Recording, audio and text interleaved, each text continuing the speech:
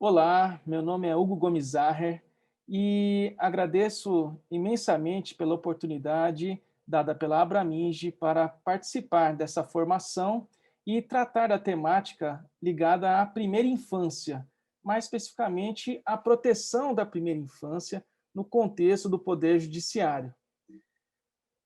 Uma das questões mais importantes, né, quando nós vamos falar sobre a primeira infância é saber, primeiro, o que é a primeira infância, né?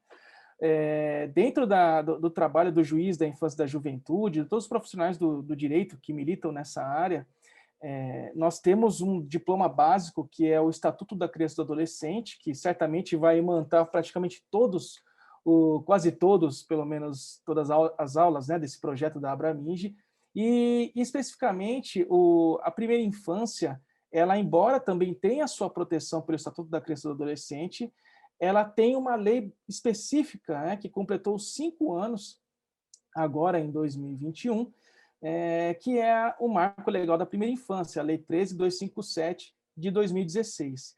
E lá vem previsto, né, o que se trata a primeira infância. Né? Nada mais é do que o período que abrange os primeiros 6 anos completos ou 72 meses de vida da criança. E quando nós falamos, né, desses 6 primeiros anos, né, inclui aí a fase gestacional. Então, durante essa formação, durante vamos dizer assim, o que muitas vezes nós estamos acostumados a ouvir na lei civil, né, do nascituro, né, então nessa fase também existe uma proteção da criança, né, nessa fase peculiar da vida. E é interessante, né? Veja que nós temos um Estatuto da Criança e do Adolescente que já dá uma proteção, ou como diz, né, a proteção integral, né, da doutrina da proteção integral às crianças e adolescentes, e nós temos aí uma legislação específica, né? E percebam, que o recorte dado, né, dos 6 anos lembra um pouco, vamos dizer assim, foi, vamos dizer assim, identificado no Brasil praticamente como uma fase aí que se inicia, depois do 6 se inicia a fase escolar, né? Antes aí tem a pré-escolar. Então é mais ou menos um recorte dado à luz aí da Lei de Diretrizes e Bases, ou seja, dessa fase, nessa perspectiva da educação. Porque em diplomas internacionais, nós vemos muitas vezes que a consideração dessa fase não é bem estanque, né? Passou dos 6 anos, opa, aconteceu uma mudança tal. Não, existem aí algumas mudanças, muitas vezes assim de cunho, né? Muitas vezes perspectivas de outros países, né? Então, até na ONU considera aí a partir dos 8 anos de idade, então tem essas peculiaridades que precisam ser observadas. E o que diz, né, o marco legal da primeira infância, né, ele tem aí esses dispositivos bastante interessantes e veja, né, ele tem uma perspectiva muito importante que é também, vamos dizer assim, instrumentalizar, ou melhor dizendo, né, a palavra não seria instrumentalizar, mas tem perspectiva de que a criança não é um ser no mundo sozinho, né? Ela está ali nessa fase peculiar da vida também, vamos dizer assim, sob os cuidados, sob a responsabilidade de adultos, né? Então, vamos dizer assim, uma criança, diferente de muitas vezes a gente vê, né, os animais, né, que crescem, muitas vezes um bezerro que já nasce, dá um meio trôpego, mas depois já está andando. Uma criança, ela mais do que tudo, ela é absolutamente dependente, né? Então, quando o marco legal ele dá essa, daí como eu falo, né, instrumentaliza os direitos também dessas pessoas, né, dos principais cuidadores, né? E um dos principais direitos que se observa para o desenvolvimento integral nessa fase da vida é o direito ao brincar, né? Tendo essa perspectiva aí da parentalidade brincante, é algo que, lógico, está previsto dentro do direito da liberdade, mas é porque o brincar vamos dizer assim, é a forma pela qual a criança se expressa e a criança se desenvolve e aprende.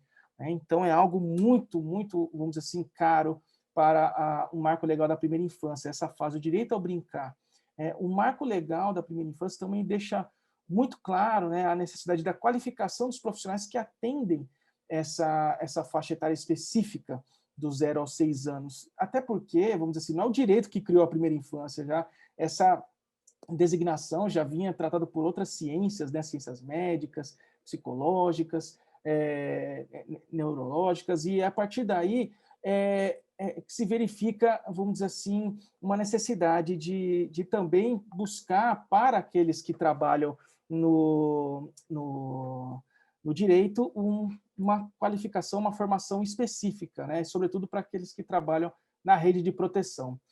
Uma outra coisa muito importante, né, do Marco Legal da Primeira Infância é esse reforço à política de atendimento domiciliar, né? E nós temos aí o programa Criança Feliz, que, vamos dizer assim, é um programa do governo federal que garante um atendimento domiciliar para, de fato, dar subsídios, né, para as pessoas, sobretudo em situação de vulnerabilidade econômica, para que mesmo até na fase de gestação saiba como interagir com a criança para que ela se desenvolva, né, com questões simples, né, não é com palestras e coisas do tipo, mas é de fato o ensinar a fazer. Então isso é muito importante. Então esses atendimentos domiciliares, temos o programa Criança Feliz, temos o PIN no Rio Grande do Sul, e diversos outros programas que são referenciados aí Brasil afora. Também é importante, né, se prever no marco legal uma ideia de cidadania, né, da primeira infância. Então, é a ideia de se envolver, vamos falar um pouquinho daqui a pouco sobre direito à participação, mas de envolver as crianças na formatação de políticas públicas, isso é muito importante. Né? Também é a ideia de que não é só a mãe que cabe esse cuidado, né, mas existem responsabilidades iguais, né, de mães, pais e responsáveis, e também nós vamos ver aqui daqui a pouco, mas para o final, a ideia, né, algumas temáticas que são ligadas ao marco legal, da entrega, adoção e também de mães de crianças, no caso, de mães, né, em situação de privação de liberdade. O que se fala muito, né, que o marco legal ele inaugura aí uma era de direitos positivos, né, mas não daquilo que a gente aprende, né, na filosofia do direito, mas direitos positivos, mas também de uma proposição, né, de se garantir, vamos dizer assim, mais do que de proteção, mas também meios de promoção desses direitos da criança. Então, o que vê o marco legal acima de tudo, né? Então, a questão de que a criança possa se desenvolver no seu pleno potencial, garantir estímulos, interações, incentivos para que o façam, elas tenham condições para efetivamente aproveitar as oportunidades disponíveis e também informação e orientação aos pais responsáveis para que possam garantir o efetivo acesso de seus filhos às oportunidades disponíveis. Então, o marco legal ele vai muito além, lógico, hoje nós temos ali um direito, né, vamos dizer assim, da criança, o direito à saúde, né, o direito, vamos dizer assim, da criança, o direito à vida, várias situações que nós temos que proteger a criança, e aqui nós damos um passo, né, além de todos aqueles direitos que devem ser garantidos, temos que ir além, né, temos que garantir estímulos, né, então nessa questão de ir atrás, o Estado mais positivo, o Estado estímulo, garantir esse estímulo, né, dentro da perspectiva do artigo 227 da Constituição, que é o Estado, a sociedade e a família precisam estar envoltos na proteção integral da criança. E por que essa fase da vida ela é tão especial assim? Porque dentro de uma perspectiva da neurociência, essa fase, né, ela é um período sensível, né, em que existe uma formação que se chama de neurogênese enorme, né, de formatação de sinapses cerebrais que ocorrem nessa fase da vida, do 0 aos 6 anos, sobretudo, principalmente na primeiríssima infância, do 0 aos 3 anos, e a partir daí, dentro dessa formatação, dessa arquitetura cerebral, que se garante o desenvolvimento de habilidades básicas. Né? Então, é um momento, né, a janela de oportunidade para se adquirir habilidades básicas para, no futuro, habilidades mais complexas serem desenvolvidas. Né? E veremos que isso tem muitos e muitos impactos, né? Não só para a pessoa, para a família, mas para toda a sociedade. Então, é isso que é algo muito importante de se verificar. Né? Dentro dessa janela de oportunidade, desde a gestação, olha que interessante, até se fala muito, e nós ouvimos a ideia de que, muitas vezes, até na gestação é interessante que se converse, né, a gestante, né, converse com a criança, interaja com a criança, muitas vezes coloque música para a criança. Isso é muito importante, né? Isso é muito bom, porque já vai garantindo estímulos nessa fase da vida, não é só se desenvolver lá e nasceu, não, já desde essa fase é importante. E por que nós vamos ver assim também, por que é importante ter estímulos positivos? Porque determinados estímulos negativos podem gerar impactos no desenvolvimento muito significativos, não determinantes, mas que geram repercussões muito significativas, né, no futuro. E aí é que está, né, dessa ideia, né, que o núcleo da ciência pela primeira infância fala dessa arquitetura cerebral, né? Então, imaginar um prédio, né? Vamos dizer assim, nós temos que ter uma fundação, um prédio, vou ver um terreno para construir imóvel, né? Ele tem que ter uma boa fundação, né? Tem que ter uma boa fundação para se construir prédios enormes, construções maravilhosas, mas para isso não pode ser, por exemplo, uma areia num lugar que não tenha sustentação, né? Então, nós temos que ter, essa é a fase que assim, se forma a fundação para que se tenha uma arquitetura fabulosa. Né? E, por outro lado, se nós temos uma fundação com diversos defeitos, isso pode gerar, como eu falei, impactos negativos. Né? É uma analogia, mas que, de fato, é bastante relevante. Né? E quais são essas habilidades, vamos dizer assim, básicas, né, dessa fundação? Para habilidades motoras, de linguagem, memória e controle de comportamento. Isso aqui, vamos dizer assim, é que chama de funções executivas, são as funções básicas que devem ser adquiridas de forma legítima nessa fase da vida. E aí, é aquilo que nós falamos, né? Essa neurogênese é tão importante nessa fase, que 80% do crescimento cerebral ocorre do 0 aos 3 anos. Olha que coisa, assim, fabulosa, né? Do 0 aos 3 anos, assim, por segundo, existem milhares de sinapses que ocorrem por segundo, então pense, né, quem tem filho pequeno percebe, né, ou muitas vezes deve perceber, até muitas vezes por conta de situações difíceis de se lidar, sobretudo nesse período de pandemia, né, então se percebe como é importante nessa fase ter estímulos positivos para essa faixa etária.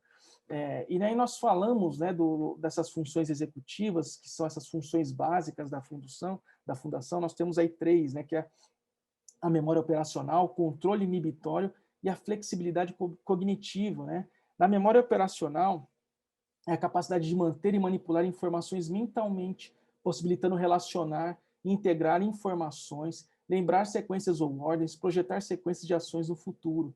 Né? A flexibilidade cognitiva, né, a capacidade de mudar o foco atencional, alternar entre tarefas e focos, considerar diferentes perspectivas, adaptar-se às demandas do ambiente, habilidade intimamente ligada à criatividade e resolução de problemas. E o controle inibitório, a capacidade de inibir um comportamento, filtrar pensamentos, controlar impulsos e resistir a tentações, parar e pensar antes de agir. Olha só, quer dizer, olha essa fase, como ela é importante, né? Essa janela de oportunidade em que isso é desenvolvido de forma bastante intensa e que serve de base para a formatação de outras habilidades no futuro. Então, é por isso que deve haver, com certeza, muito estímulo positivo nessa fase da vida.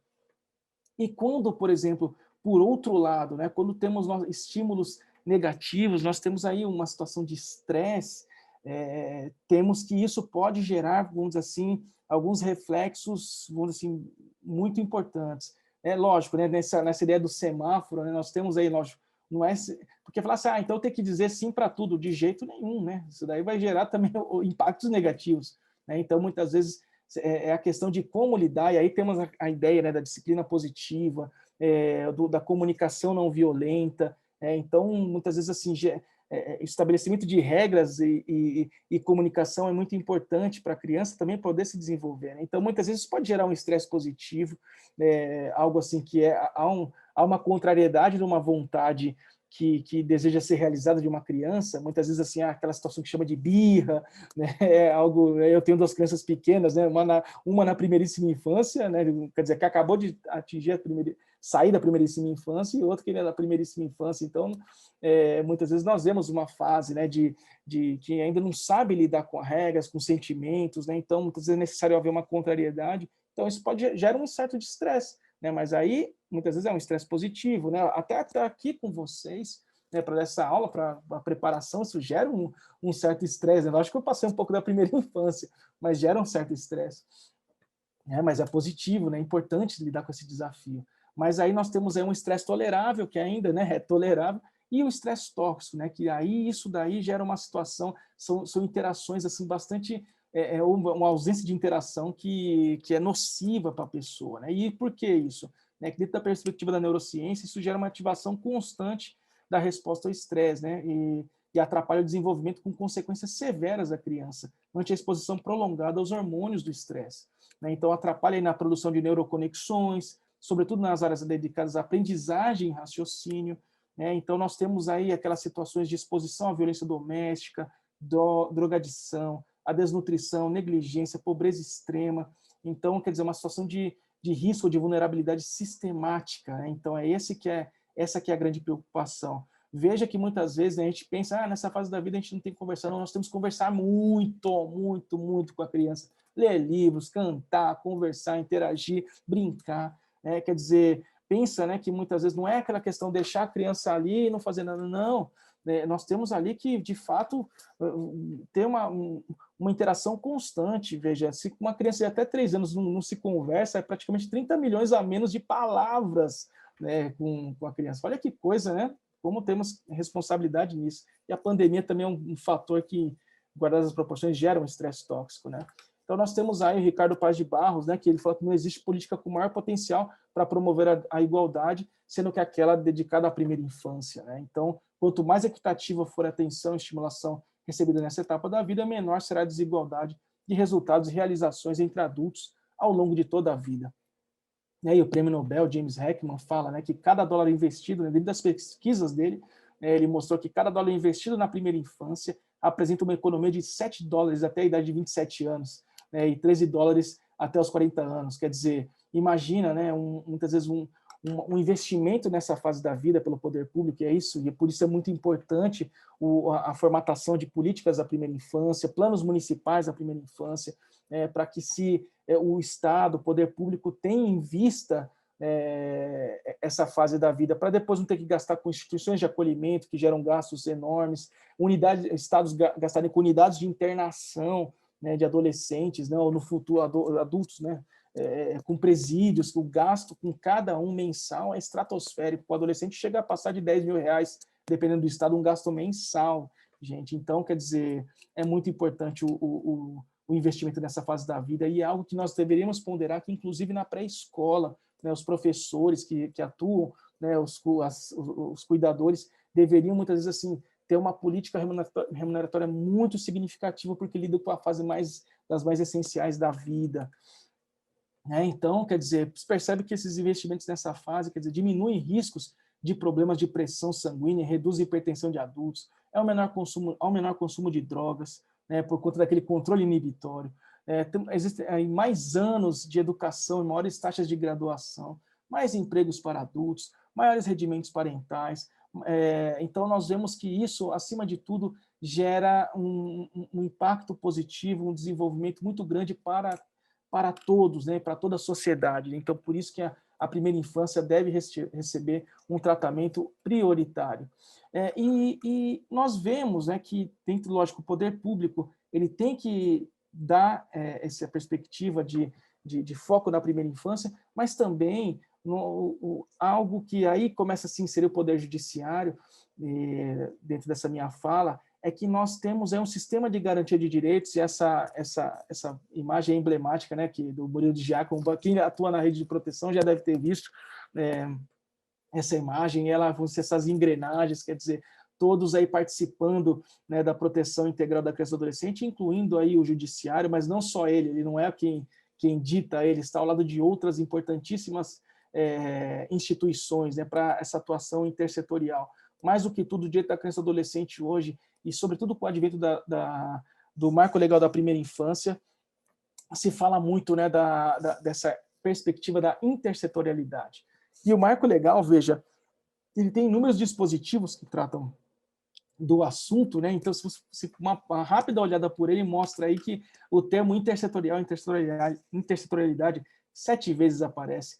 Integral, integrado, integração 10 vezes, né? Articular, articulação 23 vezes. Então, se fala muito, né, sobre integração no marco legal da primeira infância, né? E essa ideia de que as instituições devem, de fato, vamos dizer assim, atuar de forma, vamos dizer assim, numa perspectiva multiatores. Se fala hoje, né, até depois com a Lei 13.431, que é a Lei de Depoimento Especial, mas que trata do sistema de garantia de direitos, e depois também com alterações, né, no Estatuto da Criança, no artigo 208, inciso 11, mostra que hoje, acima de tudo, existe um direito fundamental a essa integração operacional desses atores, né, sobretudo para garantir a primeira infância. É natural que nessa intersetorialidade exige muitas habilidades dos atores, porque não existe hierarquia entre ninguém. Então, é muito importante, né, a comunicação, construção de fluxos, saber comunicar, isso é essencial para se funcionar e se garantir o direito nessa fase da vida. Um outro ponto muito importante se refere ao direito à participação. Lembra que eu mencionei aquela ideia da cidadania, né, da primeira infância, né? O Marco Legal fala dessa ideia de cidadania. Então, acima de tudo, é a ideia de que, e isso já está na Convenção dos Direitos da Criança, né, se fala que todas as crianças têm direito a expressar sua opinião, e o peso atribuído varia de acordo com a maturidade. Significa assim, uma criança de 3 anos tem direito à opinião? Lógico que tem. É exato, quem tem criança em casa sabe que ela tem opinião. Muitas vezes parece que é adolescente, né, com 3 anos, mas é assim. Mas é lógico que tem que se mensurar a maturidade, mas tem que se considerar o que fala.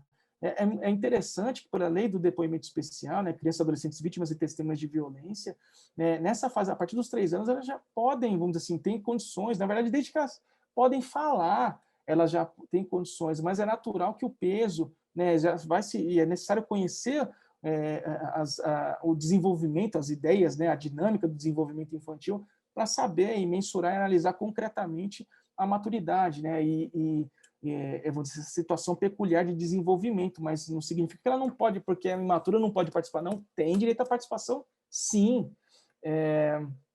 Então, quer dizer, essa ideia, né, do artigo 12 da Convenção, que se espraia por todo o ordenamento, né, da criança e do adolescente, ele tem essa ideia de que a criança deve ser ouvida, né, sempre que ela for capaz de se expressar, e aí cada vez mais se fala, né, no âmbito do Poder Judiciário, de se, por exemplo, muitas vezes, saber criar mecanismos, saber ouvir, criar formas de que ela seja ouvida, né, e se cria uma justiça sensível, acessível e amigável para essas crianças, muitas vezes sendo ouvidas não diretamente pelas autoridades, com suas togas, né, becas e tudo mais, e palavreados, mas por um entrevistador forense ou por pessoas devidamente capacitadas, mas mesmo os profissionais do direito têm que aprender a conversar, até porque a criança e adolescente se cresce muito essa ideia, e em alguns países isso já é muito usual, dela do direito, e a Lei 13.431 também prevê esse direito a ser assistido juridicamente. Então, muitas vezes, para um advogado, um defensor, precisa saber dialogar, conversar com a criança para também levar a vontade dela, guardadas as proporções, né, para que seja mensurado coletivamente no processo ou em outras formas de manifestação, para se atribuir um peso para essa manifestação e para se tomar uma decisão complexa. Então, veja como é importante esse direito. Muito importante também é falar sobre os efeitos da institucionalização, né, que pelo Estatuto da Criança, né, uma das medidas protetivas mais extremas é o afastamento familiar, que deve ser excepcional e transitório. Mas um estudo muito interessante, né, que é chamado de Órfãos da Romênia, que vamos passar o vídeo logo em seguida, mostra como os impactos são significativos pela institucionalização em si, mas, lógico, não significa que não é se demonizar a instituição de acolhimento, mas se verificar que não se deve realizar a institucionalização de forma à torta direita, e caso realize, né, se dê preferência ao acolhimento familiar, que dá um tratamento de forma individualizada, e também se evite aí, vamos dizer assim, uma institucionalização prolongada, né, que a criança fique fora de uma família. Vejam só esse vídeo, como é interessante.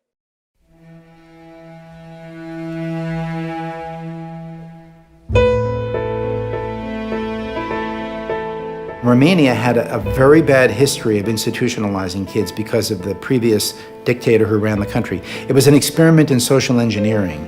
So by 1989, when he was tried and executed in a coup, there were more than 170,000 kids living in institutions.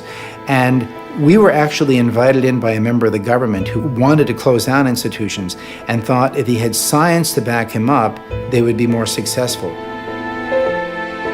So in our case, the treatment was high-quality foster care, which we had to build ourselves because there was none in Bucharest, Romania when we started. So we studied a large number of kids when they were babies, and we did an extensive assessment on them in many domains, brain, cognition, language, and then half of them were placed in high-quality foster care and half stayed in the institution because there was no foster care for them. And we've studied their development for the last 12 years in many, many different domains. Now, what's powerful about this is that we knew that over time, many of the kids in the institutional group would leave the institution because we had no control over this. The government did this. But it turns out it didn't matter. If you were assigned to the institutional group and spent more than just a few years there, 12 years later, you still suffer the consequences, even if you were in a family after the age of 4 or 5, because it was where you spent those years and those first few years of life that was most critical.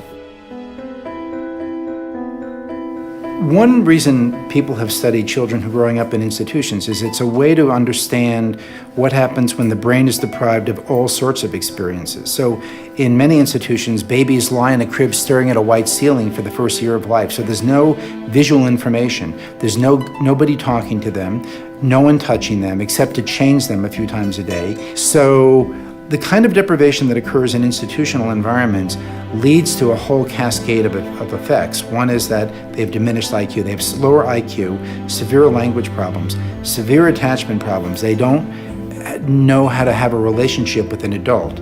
As they get older, they also don't know how to have a relationship with peers.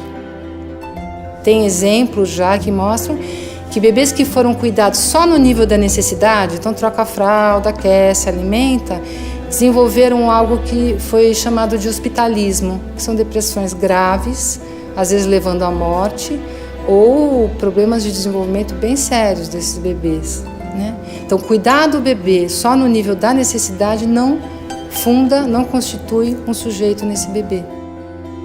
Institutions are not new. They've been around for hundreds of years. When I was in Salvador a few months ago, we went to see an institution, and it was, by all accounts, a wonderful place. It was brightly colored. There were a fair number of caregivers to take care of a number of children, whereas in Romania, there might be one person to take care of 15 kids. There, it was probably one person to take care of just a few kids. The people who worked there clearly were invested in the children. But the fact is, those are not permanent caregivers. At the end of the day, those caregivers go home to their own families, and those kids stay in the institution. So there are model examples, just like in Salvador, of so-called good institutions, and those kids will have much better outcomes than our kids do. They'll have more normal IQs and the like, but they'll still suffer from social emotional problems because of a lack of a consistent person to invest in them. When families say to me, well, are you saying we should never adopt a 4-year-old who spent 4 years in an institution? I would say, no, I'm not saying that at all. I'm just saying that just be prepared that it will take more work to help that child. Kids coming out of institutions are likely to feel like, imagine in a room of glass walls, and you don't know where the boundaries are, so you have to keep smashing into the walls to see where they are. So kids will test limits. So the parents are going to have to set limits, and they're going to have to show them that no matter what they do, they still love them.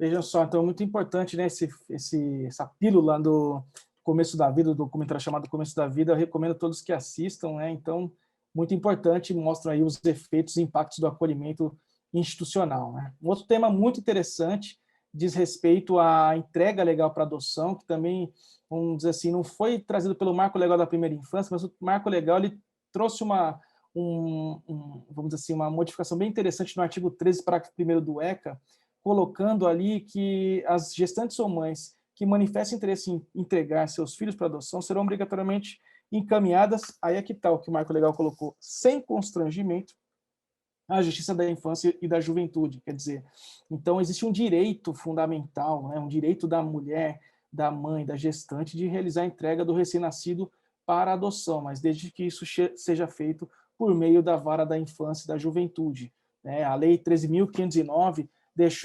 pormenorizou um pouco mais, né, esse direito à entrega protegida, e com certeza ele evita, vamos dizer assim, traz vários benefícios, porque não é para, como diz assim aqui no Nordeste, né, tomar um menino, a justiça vai tomar um menino e colocar no orfanato, de jeito nenhum. Vimos que aí, não é nem orfanato que se fala, mas instituição de acolhimento, vamos dizer assim, não é para lá que vai, ela vai para uma família, né, uma vez ocorrendo a entrega para adoção, e uma família adotiva, né? E ela, na verdade, vamos dizer assim, essa mulher, ela é encaminhada para a vara da infância para ser atendida de forma humanizada nas suas necessidades e para formatar, de fato, a sua efetiva, vamos dizer assim, vontade e decisão, né? Se ela tem condições de decidir pela entrega, ou muitas vezes permanecer com a criança, ou entregar para algum familiar, mas ela também tem um direito muito importante, que é o direito ao sigilo, né? Ela tem o direito de realizar essa entrega sem comunicar a ninguém.